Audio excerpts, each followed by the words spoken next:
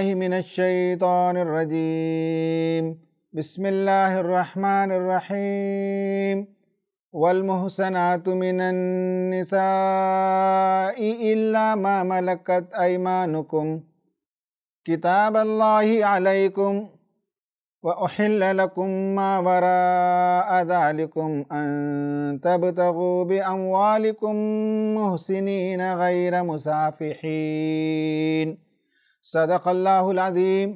خواتین و حضرات، یہ 5واں پارہ ہے والمحصنات۔ اس پارے میں جو مضامین آئے ہیں ان پر ایک سرسری نظر ڈالتے ہیں۔ اسکرین پر دیکھنے سے آپ کو پتہ چلے گا کہ رکوع نمبر 1 سے رکوع نمبر 3 کے آدھے تک یہاں شریعت کے قوانین بیان کیے گئے ہیں۔ رشتے ازدواج میں کون سے رشتے جائز ہیں اور کون سے رشتے ناجائز ہیں۔ عورتوں کے ساتھ نکاح کریں تو مہر دیا کریں۔ یہ اور اس طرح کے بہت سے قوانین ہیں۔ شریعت کے مسائل اس صورت کے اندر تفصیل کے ساتھ بیان کیے گئے ہیں۔ اس کے بعد رکوع نمبر 3.5 سے 4.5 تک اس میں علماء بنی اسرائیل کی جو کارستانیاں تھیں، جس طرح سے وہ جھوٹ باتوں کو سنتے اور بولتے تھے، جس طرح سے وہ اکل حرام کرتے تھے، جس طرح سے وہ شریعت میں توڑ موڑ کرتے تھے، ان پر مذمت آئی ہے۔ یہ 5% مضمون ہے۔ اس کے بعد آدھا رکوع 4.5 سے 5 تک اس میں یہ بتایا گیا کہ امت مسلمہ کو جب بھی اپنے درمیان معاملات کے لیے کسی کو ذمہ دار بنانا ہو تو اہل ترین لوگوں کو ذمہ دار بنانا چاہیے۔ اس کے بعد رکوع نمبر 5 سے 9 تک یعنی اس پارے کا 26% حصہ یہ منافقین پر آیا ہے۔ منافقین پر لمبی جو بحثیں ہیں ان میں سے سورہ نساء ہے اور سورہ توبہ ہے۔ یہاں ان کی تفصیلات، ان کے کارنامے، امت مسلمہ کے اندر صفوں کے اندر دراڑیں پیدا کرنے کی ان کی کوششیں، نبی کریم صلی اللہ علیہ وسلم کے ساتھ ان کی مخاصمت، ان سب کا تفصیلی بیان آیا ہے۔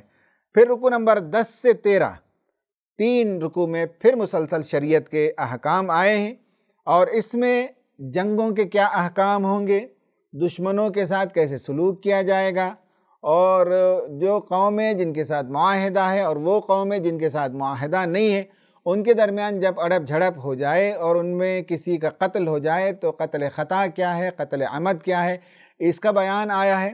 اور اسی کے بیچ میں یہ بھی بیان آیا ہے کہ اللہ تعالیٰ کی یاد سب سے عظیم ترین چیز ہے، اور اللہ تعالیٰ کے سامنے نماز پڑھنا یہ مسلمانوں کے لیے اہم ترین عمل ہے۔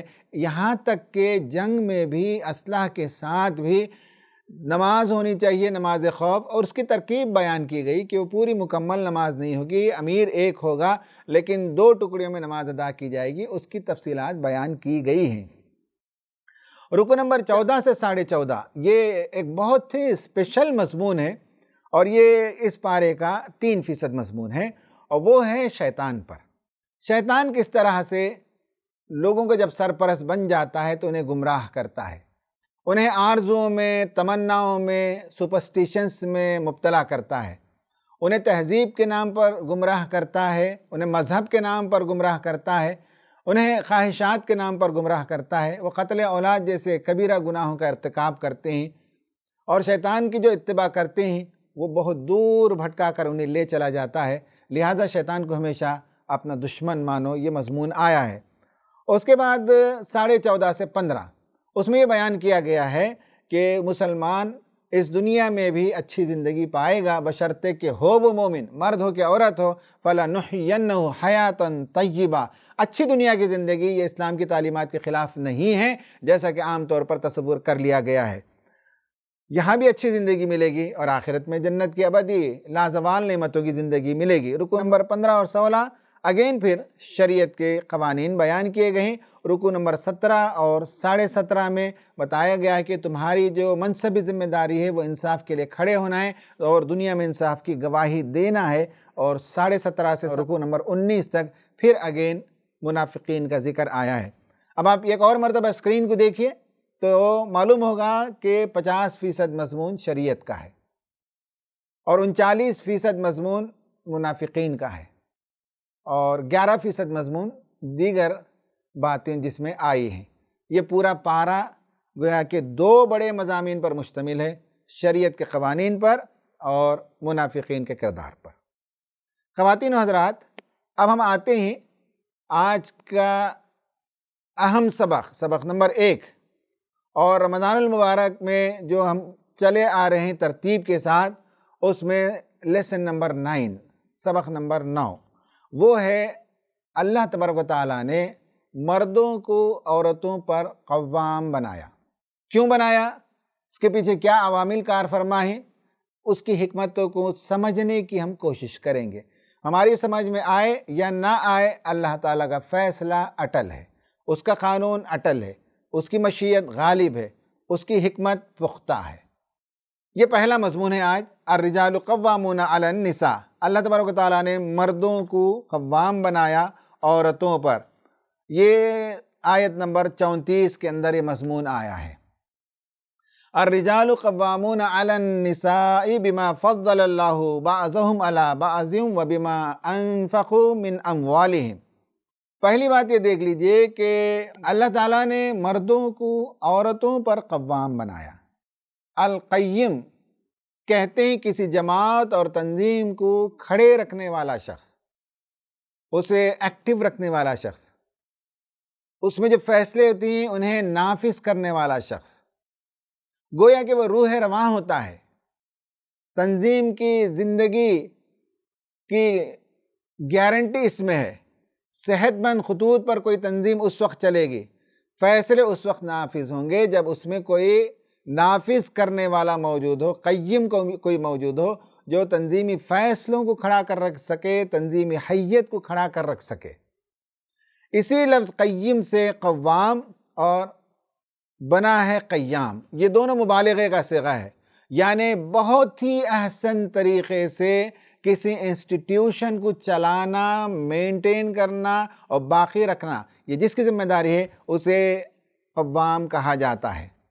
اسکرین پر آپ دیکھ سکتے ہیں کہ مردوں کو اللہ تعالیٰ نے عورتوں پر قوام بنایا۔ خواتین و حضرات، ایک بہت پیچیدہ بحث ہے کہ مردوں کو اللہ تعالیٰ نے کیوں عورتوں پر قوام بنایا۔ یہ بنیادی بات آپ سمجھ لیجئے کہ اللہ تبارک و تعالیٰ اس نے ساری کائنات کو جوڑوں کی شکل میں پیدا کیا۔ سبحان الذی خلق الازواج کلھا مما تنبت الارض ومن انفسہم ومما لا یعلمون۔ ساری کائنات کو اللہ تعالیٰ نے جوڑوں کی شکل میں پیدا کیا۔ سبحان، پاک ہے اس کی ذات، صرف اس کا کوئی جوڑا نہیں ہے۔ باقی ساری چیزوں کو اللہ تعالیٰ نے لا آف پیریٹی یعنی جوڑوں کے قانون کے تحت پیدا کیا ہے۔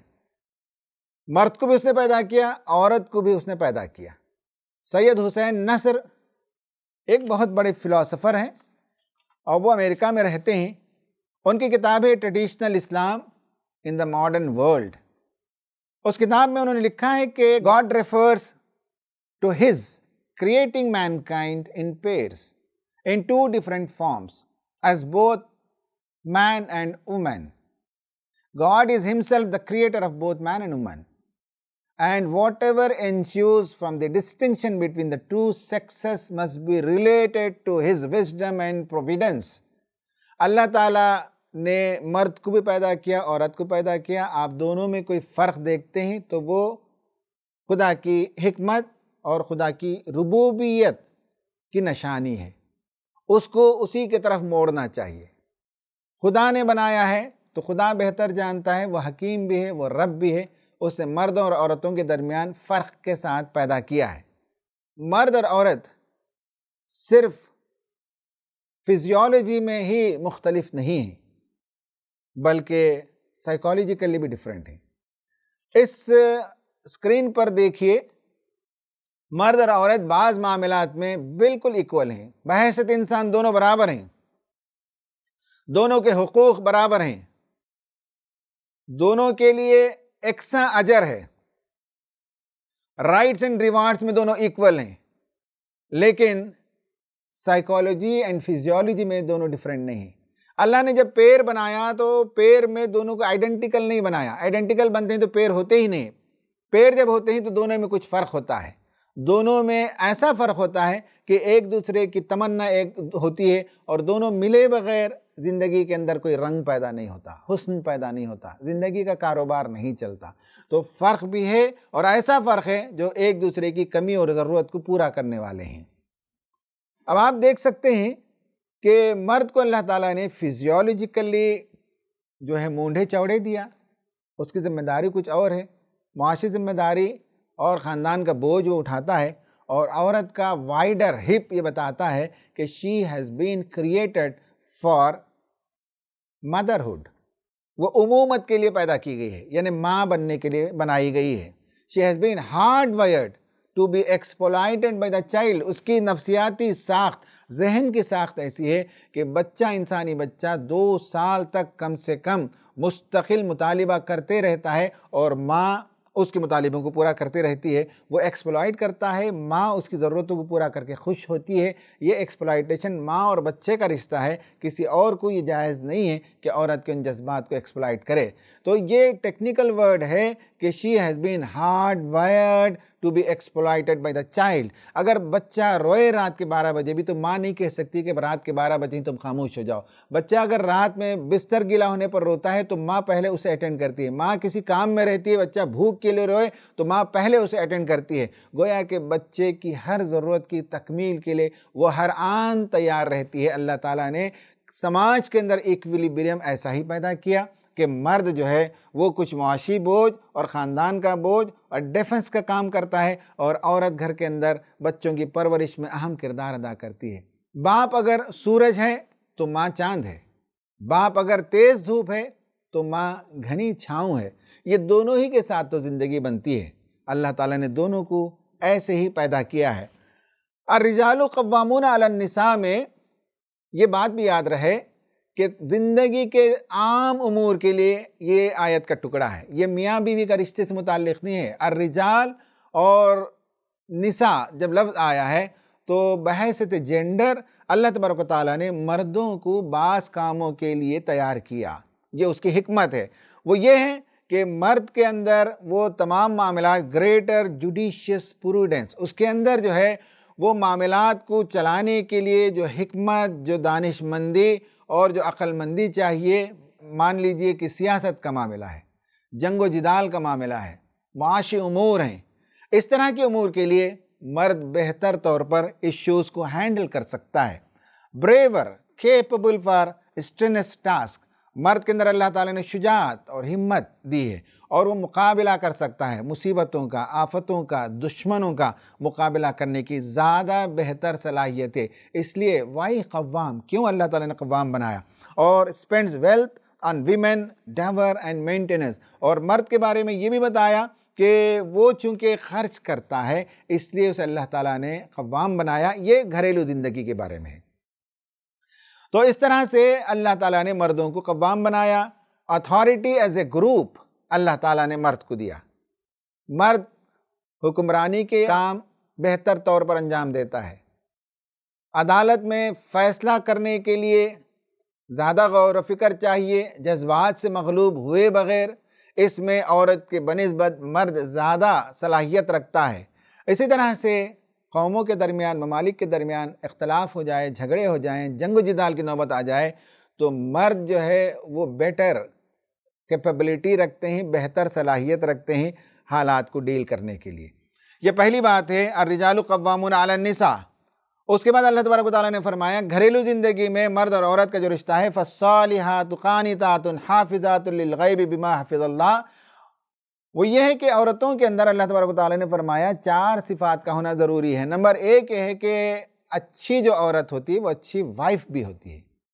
اچھی وائف کو تلاش کرنا ہو تو نسوانی صفات والی عورت ملے تو اچھی بیوی ثابت ہوتی ہے۔ نسوانی صفات میں جتنی کمی ہوگی اتنی بیوی کے حیثیت سے رول پلے کرنے میں اس سے پرابلم ہوگا۔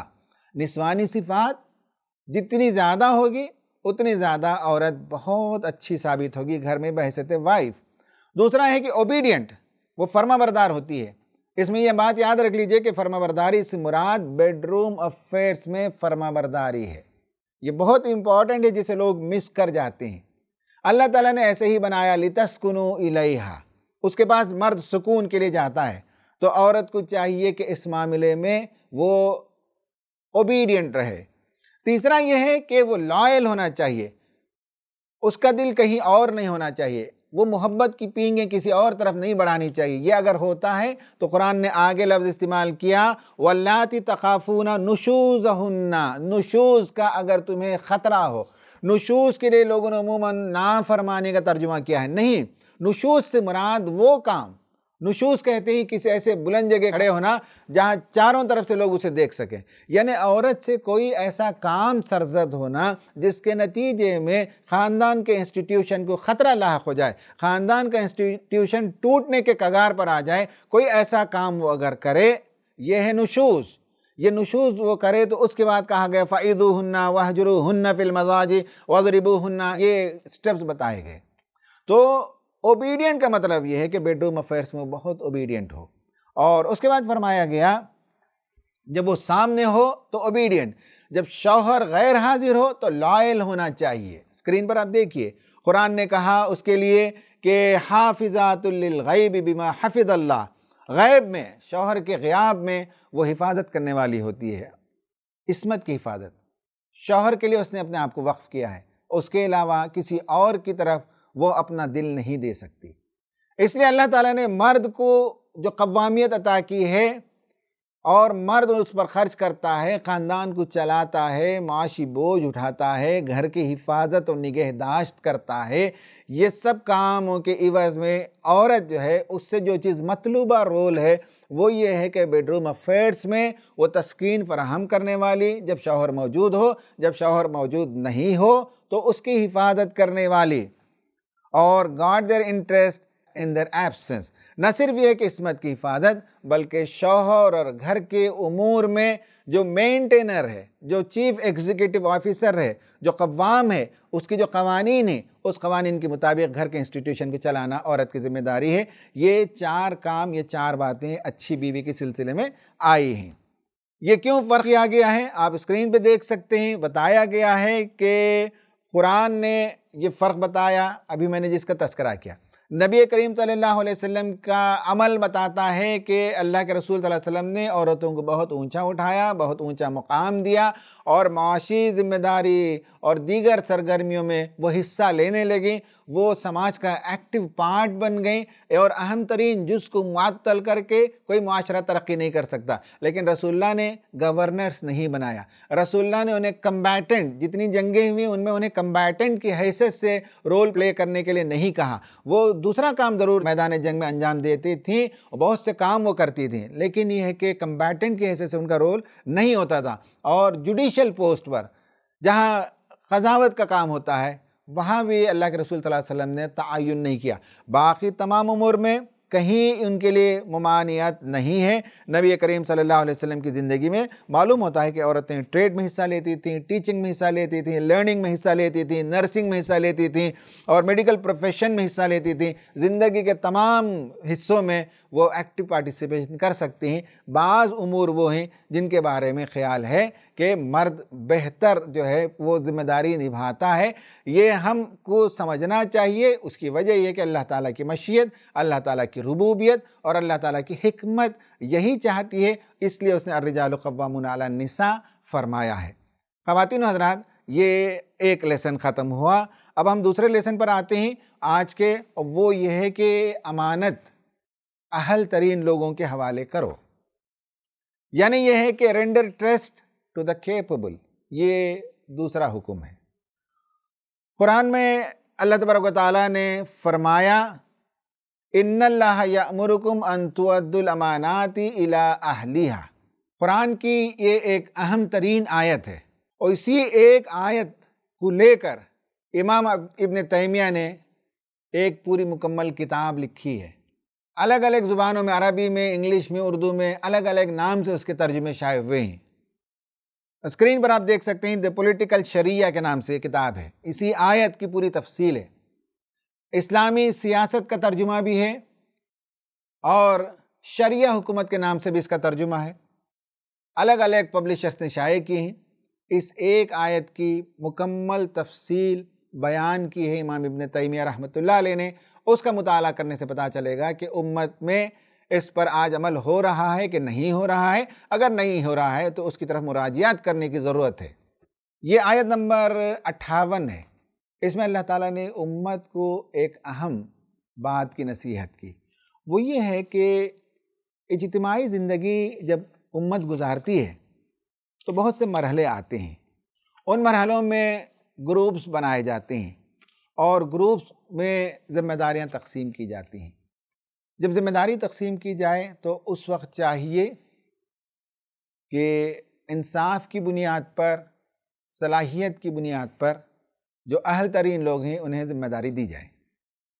قرآنی تعلیمات سے معلوم ہوتا ہے کہ یہ جو عہدے ہیں، جو منصب ہوتے ہیں، اگر اسلامی حکومت ہے تو حکمران، president, prime minister, different ministers, governors, executive officers, local leaders, یہ سارا جو عملہ ہے یہ سب میرٹ کی بنیاد پر ہونا چاہیے۔ یہ عہدے امانتیں ہیں۔ ان عہدوں کے بارے میں خدا کے ہاں سوال ہوگا کہ تم میں جو ذمہ داری دی گئی تھی اسے کما خو ادا کیا کہ نہیں کیا، یہ ذمہ داری ہے۔ جہاں اسلامی حکومتیں نہیں ہیں وہاں مسلمانوں کی اجتماعیتیں ہیں، ان کے بہت سے ادارے ہیں، ان کے مدرسے ہیں، ان کی مسجدیں ہیں، ان کی جماعتیں ہیں۔ وہاں ایک لیڈر ان کا ہوتا ہے، کوئی امیر ہوتا ہے، کوئی ان کا ذمہ دار ہوتا ہے، کوئی پریزیڈنٹ ہوتا ہے۔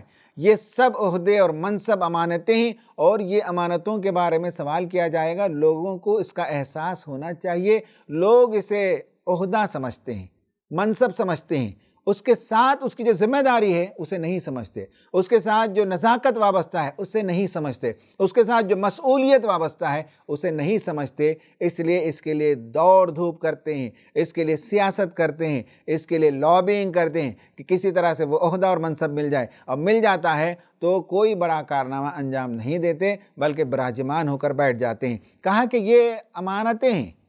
It's a duty of Muslim امہ، مسلم امت کی ذمہ داری ہے کہ وہ جن لوگوں کو اپنا بڑا بنائیں، جن لوگوں کو اپنا امیر بنائیں، وہ قرآنی اصولوں کی بنیاد پر انتخاب ہونا چاہیے۔ It's a moral code of conduct, یہ اجتماعی امور کو چلانے کے اخلاقی ضوابط ہیں کہ ہم میں سے کوئی جماعت، کوئی تنظیم، کوئی ادارہ، کوئی مسجد اور کوئی آرگنائزیشن ایسا نہ ہو جہاں کا ذمہ دار وہاں کے ارکان و کارکنان کی رائے کے بغیر اسے غصب کر لے، اسے چھین لے، اسے ہڑپ لے، اس پر براجمان ہو جائے، جبراً اس پر قابض ہو جائے۔ یہ نہیں ہے مورل کوڈ آف کانڈکٹ۔ یہ ہے کہ وہاں کے جو ووٹریز ہیں، وہاں کے جو ہاؤس آف ریپرزنٹیٹیوز ہیں، وہ انتخاب کریں گے صلاحیتوں کی بنیاد پر۔ دا ٹرسٹ یعنی امیر کا عہدہ is not a hereditary right، یہ موریثی حق نہیں ہے کسی کا، یہ صفات کی بنیاد پر، میرٹ کی بنیاد پر انتخاب ہوگا۔ ٹرسٹ آف کمیونٹی ویلتھ، امت کے جو مالی ذخائر ہیں اس کے لیے بھی بہترین لوگوں کو ذمہ دار بنانا چاہیے تاکہ امت کے اندر سے غربت کا خاتمہ ہو اور وہ دولت، اس کی جو زکوٰۃ، اس کا جو حصہ جمع ہو، اس کا پراپر ڈسٹریبیوشن ہونا چاہیے۔ ٹرسٹ آف کنٹریز بارڈر، اگر مسلم ممالک ہے تو اس کے حدود اربع کی حفاظت کرنا وہ بھی ایک بڑی ذمہ داری ہے۔ وہ ایسے ہی لوگوں کو ذمہ داری دی جائے گی جو خیانت نہ کریں۔ ٹرسٹ آف کمیونٹی ایشوز، امت کے جو ایشوز ہوتے ہیں دیگر اقوام کے ساتھ، ان میں بات چیت کرنے کے لیے ایسے ہی لوگوں کو ذمہ دار بنایا جائے گا جو بک نہ جائیں، جو دب نہ جائیں اور جو مرعوب نہ ہو جائیں۔ ایسے لوگ جو مرعوب نہیں ہوتے، جو بکتے نہیں، جو دبتے نہیں، اصولوں پر جو قائم رہتے ہیں اور پیسے، دولت اور منصب کی کوئی حیثیت ان کے سامنے نہیں ہوتی، ایسے لوگوں کو کمیونٹی ایشوز کا ذمہ دار بنانا چاہیے۔ جب دو کمیونٹیز کے درمیان آپس میں کسی بات میں اختلاف ہو، مجادلہ ہو، تو اس مسلمانوں کی طرف سے نمائندگی کرنے والا ایک بڑے منصب پر فائز ہوتا ہے اور ایک بڑی ذمہ داری ہوتی ہے، یہ ہمیں معلوم ہونا چاہیے۔ حضرات، قرآن یہ بتاتا ہے ان تؤدوا الامانات الی اہلھا، states to hand over trust, certain criteria ہے، کچھ اس کے قوانین ہیں، کچھ ضوابط ہیں اور کچھ اصول اور کچھ صفات ہیں جن کی بنیاد پر ہمیں چاہیے کہ اپنے ذمہ داروں کا انتخاب کریں۔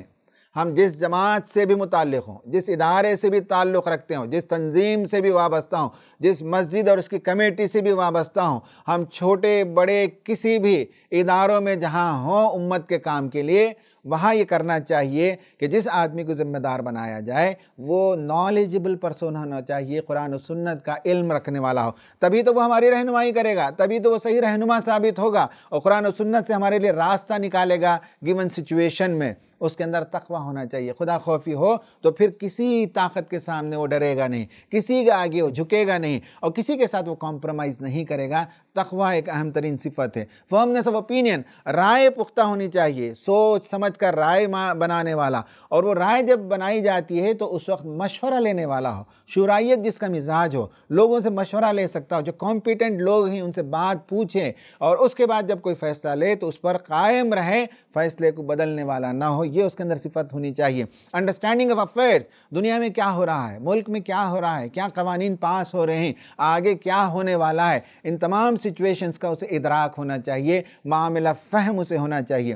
ٹیلنٹ اینڈ اسکل، اور تنظیم کو چلانے، جماعت کو چلانے، ادارے کو چلانے، مدرسے کو چلانے اور مسجد کو چلانے، کمیٹیز کو چلانے کے لیے جو اس وقت کے اس زمانے کا جو کمپیٹنس ہے، جو اسکل ہونا چاہیے، ان اسکل کے لوگوں کو آگے بڑھانا چاہیے۔ جو آؤٹ ڈیٹڈ ہو گئے ہوں انہیں ان کے بالمقابل ان لوگوں کو جو ہے آگے بڑھایا جائے جو یہ صفات کے حامل لوگ ہیں۔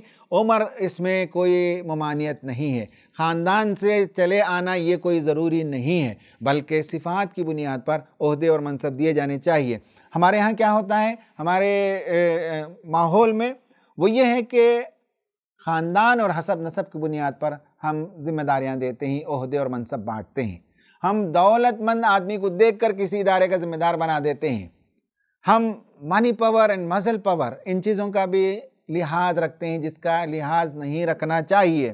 ہم شہرت یافتہ آدمی ہیں تو اسے بلا کر بٹھا دیتے ہیں، کسی سے کوئی ذمہ داری دے دیتے ہیں، حالانکہ ادارے کے چلانے کے لیے جو ابجد حوض ہے اس سے بھی اس کی واقفیت نہیں ہوتی۔ بعض مرتبہ عصبیتیں ہوتی ہیں کہ ہمارا خاندان، ہماری ذات برادری کا آدمی، ہمارے قبیلے کا آدمی، یہ سب جاہلی عصبیتیں ہیں، ان کی بنیاد پر ہم کسی کو ووٹ نہیں دیں گے، ان کی بنیاد پر ہم کوئی اپنا ذمہ دار نہیں بنائیں گے۔ یہ بہت اہم ترین چیز ہے۔ حضرات، میں اپنی بات ختم کر چکا۔ ہمیں ایکشن پلان یہی ہے کہ جہاں جس مسجد، جس ادارے، جس جماعت، جس تنظیم، جس مدرسے میں ہم رکنیت رکھتے ہوں وہاں اس بات کا التزام کریں کہ آئندہ جو بھی انتخاب ہوگا وہ قرآن کی ان بنیادوں پر ذمہ دار کا انتخاب ہوگا۔ اللہ تعالیٰ سے دعا ہے کہ اللہ تعالیٰ ہمیں ان حکمتوں کو سمجھنے کی توفیق عطا فرمائے۔ آمین۔ وآخر دعوانا ان الحمدللہ رب العالمین۔